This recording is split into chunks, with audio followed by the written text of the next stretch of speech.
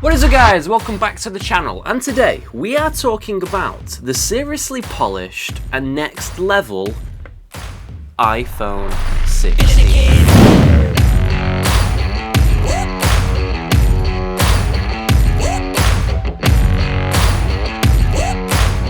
So welcome back to the channel. Now we're talking about the iPhone 16. Probably one of the biggest spec bumps that Apple has had since the iPhone 14. Now we're not just going to be talking about spec bumps today, we're going to be talking about how Apple has just completely changed the game. From its operating system to the design of the product, Apple is trying to show us something that we haven't seen in a long time. Now we're going to dive into its first category, which is the design and the build quality. Now Apple have introduced titanium. Now they did this a while ago, but they are still adding titanium to all of their models, so I think it's time to give it a bit more of a spotlight. The titanium makes the actual phone lighter whilst also being stronger.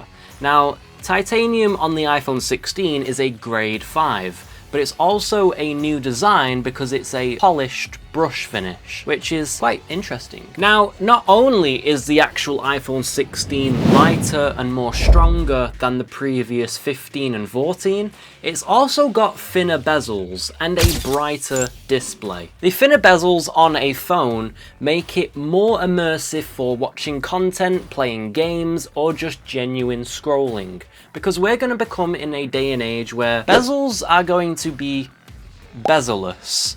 And we're not quite there yet, but we are getting there very slowly. Not only does the iPhone 16 feature ultra minimal bezels for a sleek, immersive display, it also introduces a unique grease-resistant coating on the back of the phone. That means fewer fingerprints, less smudging, and more character.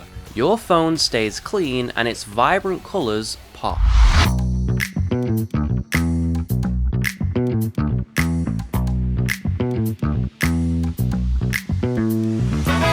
Let's talk about the display. Now the iPhone 16 boasts a peak brightness now of 2500 nits. That's 25% brighter than the iPhone 15, and a massive jump from the 14's, which was only 1200 nits. It's also more power efficient thanks to LTPO tech across all models, enabling always-on display for non-pro users for the first time.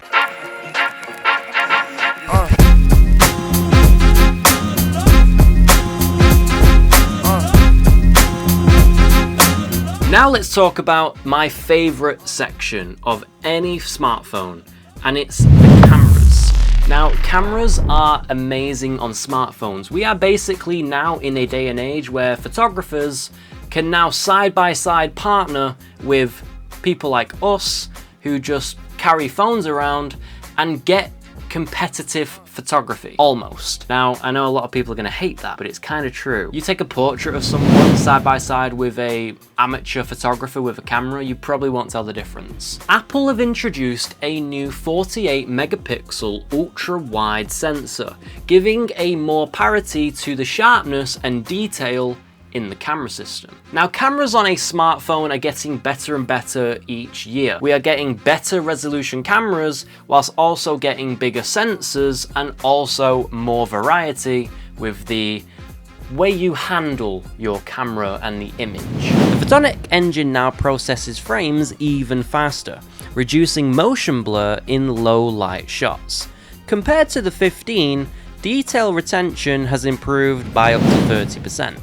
And in video, we now get a real-time HDR preview in 4K at 60 FPS, something the iPhone 14 could only dream about. Now let's talk about the designs of the cameras. The rear camera layout has shifted back to a vertical stack, a major departure from the diagonal arrangement introduced with the iPhone 13 and seen on both 14 and 15. But it isn't just aesthetic. The vertical alignment is engineered specifically for spatial video recording, making the iPhone 16 fully compatible with Apple Vision Pro's immersive 3D playback.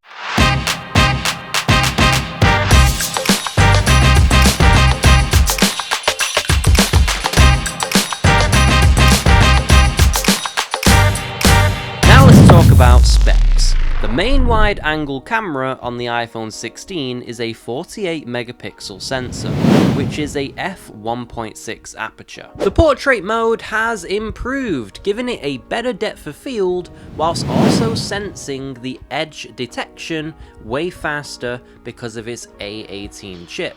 It's more accurate and the background blur is more natural, even in mixed lighting conditions. Front-facing camera specs remain at 12 megapixels, but Apple has introduced and upgraded the assembly of the front lens with a better low light sensitivity, improving autofocus and a smart HDR5 for more consistent skin tones and exposures across a range of lighting environments. The bottom line is that the iPhone 16's camera system isn't just better, it's more purpose-built than ever before, and finally gives non-pro users access to features that used to be locked behind higher price tags.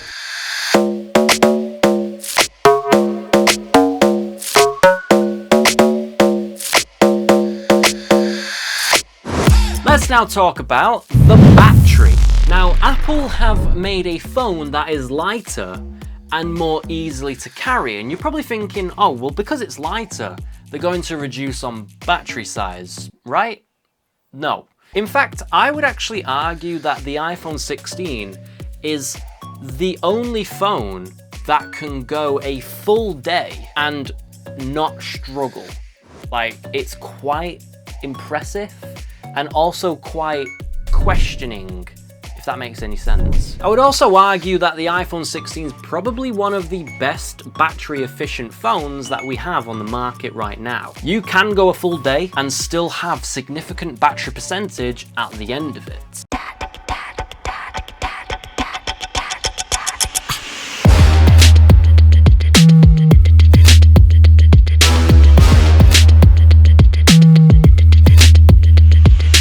Now let's talk about the iOS 18 and the AI-driven performance. Now, the AI inside of an iPhone 16 has impressed me a lot more than some of ChatGPT, which ChatGPT is a better app and an actual app for AI. But there's some things that Apple has done where it's kind of made me go, you couldn't do this a year ago, but now you can. I finally feel like we are now a one step further to making our phone our personal assistant.